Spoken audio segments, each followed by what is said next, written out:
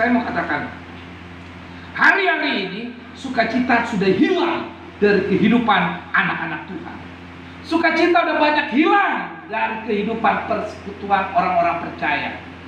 Kenapa? Karena banyaknya masalah, banyaknya persoalan, banyaknya pergumulan yang membuat hilang sukacita. Orang terlalu berpikir dengan masalah, orang terlalu berpikir dengan kehidupan di sekitar, kehidupan di dunia, sehingga kita tidak lagi fokus kepada Tuhan, sehingga kita tidak fokus lagi kepada sumber sukacita kita. Kenapa orang bisa stres? Kenapa orang bisa gila? Karena dia tidak punya fokus lagi kepada sumber sukacita.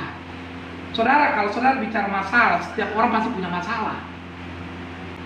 Selama kita hidup, masalah tetap ada. Yang dapat bantu saya membacanya? Yesaya 51 ayat 3. Sebab Tuhan menghibur Sion, menghibur segala reruntuhannya. Dia membuat padang gurunnya seperti taman Eden, dan padang belantaranya seperti taman Tuhan. Di situ terdapat kegirangan dan sukacita, Ya. nyanyian syukur dan lagu yang nyaring. Ya. Dia ubah padang gurun menjadi taman Eden. Dia dapat merubah segala sesuatunya karena dia sumber penghiburan. Dia sumber sukacita. Saudara, saya mau katakan, yang pertama, ada apa dengan sukacita? Sukacita dapat mengubah kehidupan kita, dapat merubah kondisi hidup kita. Orang yang bersukacita mampu melihat peluang-peluang yang ada. Orang yang bersukacita mampu melihat jalan keluar. Orang yang bersukacita mampu melihat setiap pergumulan, setiap masalah menjadi satu peluang, merubah negatif menjadi positif karena sukacita. Kita buka Nehemia 8 ayat 11. Nehemia 8 ayat 11. Yang sudah dapat bantu saya membacanya. Lalu berkatalah ia kepada mereka, pergilah kamu, makanlah sedap-sedapan dan minumlah minum-minuman manis, dan kirimlah sebagian kepada mereka yang tidak sedia apa-apa. Karena hari ini adalah kudus bagi Tuhan kita. Jangan kamu bersusah hati, sebab sukacita karena Tuhan itulah perlindunganmu. Apa yang terakhir? Karena sukacita. Karena sukacita Tuhan itulah perlindunganmu. Yang kedua, ada apa dengan sukacita? Sukacita adalah tempat perlindungan. Jadi orang yang bersukacita, orang yang selalu bersukacita, dia tidak mudah diserang penyakit. Orang yang bersukacita, dia akan selalu melihat bahwa ada peluang dalam hidup dia. Orang yang bersukacita, dia akan selalu sehat. Kenapa? Karena sukacita adalah perlindungan. Orang yang bersukacita nggak akan pernah yang namanya dibilang santet. Saya sering dengar kalau waktu saya zaman SMA kuliah, dibilang gini, orang yang suka ketawa nggak bakal kesurupan katanya. Mereka ngerti sebenarnya. Orang yang suka ketawa, yang seneng itu nggak bakal kena kesambet setan katanya. Tapi orang yang kesambet setan itu biasanya orang yang suka bengong, melongo. Makanya mereka suka bilang gini, jangan bengong, gitu kan? Jangan kosong, diisi. Gitu. Jangan kosong artinya mereka bengong. Tapi orang yang suka ketawa katanya tidak. Itu mereka. Tapi firman Tuhan juga katakan, sukacita adalah tempat perlindungan. Artinya orang yang suka bersukacita, sukacita yang datang daripada Tuhan, orang yang hidupnya di dalam sukacita, nggak ada lagi tuh yang namanya bisa diguna-guna, digangguin, disantet, diapain, nggak bisa. Karena orang yang udah hidup di dalam Yesus, Yesus ada di dalam hidup dia tidak ada satupun yang dapat menarik dia. Tidak ada satupun roh yang bisa menyerang dia. Jadi benar, manusia aja tahu, orang umum aja tahu, kalau dia orang yang suka ketawa, yang seneng, gak bakal bisa disantet. Apalagi kita anak Tuhan yang tahu. Nehemia 8 ayat 11 jelas mengatakan bahwa tempat perlindungan. Perlindungan dari apa? Perlindungan dari segalanya. Karena sukacita itu sumber sukacita kita adalah Tuhan. Artinya kalau Tuhan ada di dalam hidup kita, dia tempat perlindungan kita. Gak ada satupun yang mampu menyerang kita. Jadi yang kedua dapat dalam sukacita, sukacita adalah tempat perlindungan. Yang ketiga, ada apa dengan sukacita? Sukacita membawa kita lebih dekat kepada Tuhan. Coba saudara buka Yohanes 17 ayat 8. Maaf, ayat 13. Yohanes 17 ayat 13. Silakan yang sudah dapat. Yohanes 17 ayatnya yang ke-13. Tetapi sekarang aku datang kepadamu dan aku mengatakan semuanya ini sementara aku masih ada di dalam dunia, supaya penuhlah sukacitaku di dalam diri mereka. Supaya penuhlah sukacita di dalam mereka. Tuhan membawa sukacita itu supaya kita penuh, sukacita kita itu melimpah, supaya sukacita itu kita keluar melimpah ruah. Jadi artinya ketika sukacita membawa kita lebih dekat kepada Tuhan, ketika sukacita melimpah ruah, kita akan tambah dekat kepada Tuhan karena kita tahu siapa sumber sukacita itu.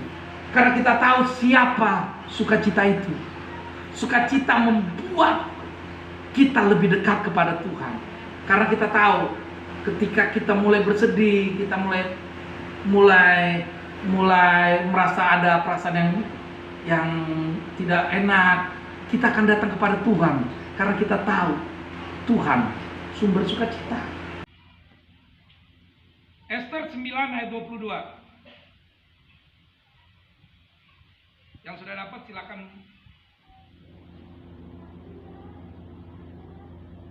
Ester 9 ayat 22. Karena pada hari-hari itulah orang Yahudi mendapat keamanan terhadap dirinya, dan dalam bulan itulah sukacita mereka berubah menjadi sukacita, dan hari perkampungan menjadi hari gembira, supaya menjadikan hari untuk hari perjamuan dan sukacita, dan hari untuk mengantar makanan. Mendapatkan kekuatan di awalnya dikatakan sukacita itu mendatangkan kelepasan karena ada kekuatan. Saudara nanti baca lagi firman-nya, saudara baca, saudara renungi. Sekarang kalau sekilas memang agak sulit, tapi saudara renungi. Saya pelajari dari ayat ini bahwa sukacita itu mendatangkan kelepasan.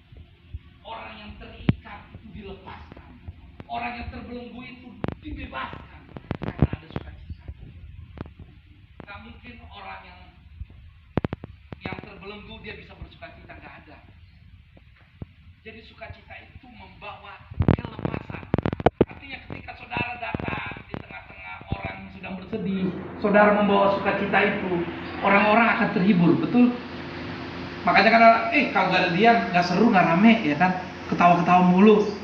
Ya. Saudara, ketika kita datang di tengah orang yang punya masalah, kita membawa sukacita, kita membawa kegembiraan, orang itu akan merasa bahwa bebannya, bahwa ikatannya sudah terlepas.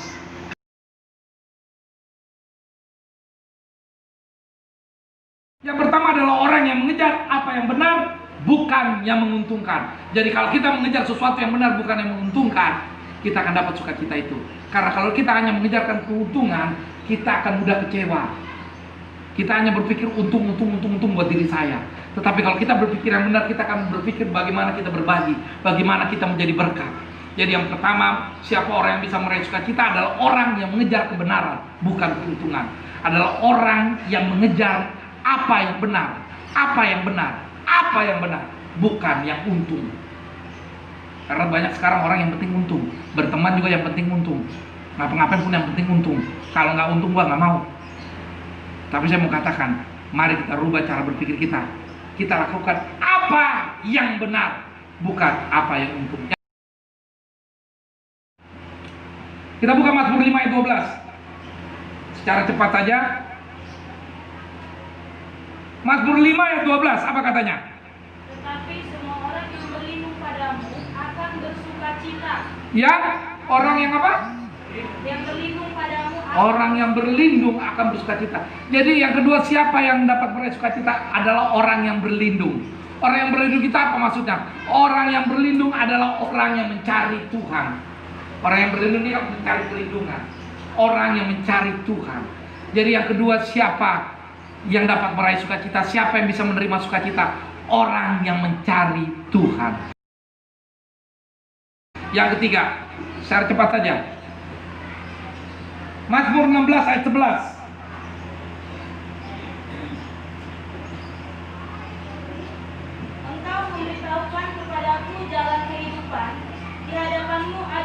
sukacita berlimpah-limpah. Di- Di tangan kananmu ada nikmat dan senantiasa. Di hadapanmu ada sukacita yang berlimpah-limpah. Ayat 8-nya coba baca. Aku senantiasa memandang kepada Tuhan, karena Ia berdiri di sebelah kananku, aku tidak goyah. Aku senantiasa memandang kepada Tuhan. Ayat 9 nanti saudara baca, ayat 10 saudara baca, ayat 11 dikatakan sukacitanya. Jadi yang ketiga, siapa orang yang dapat meraih sukacita? Adalah orang yang memandang kepada Tuhan. Orang yang memandang kepada Tuhan. Akhir. Pengkhotbah 2 ayat 10. Coba kita buka. Pengkhotbah 2 ayat 10 sampai 11. Aku tidak merintangi mataku dari apapun yang dikehendakinya, dan aku tidak menahan hatiku dari sukacita apapun.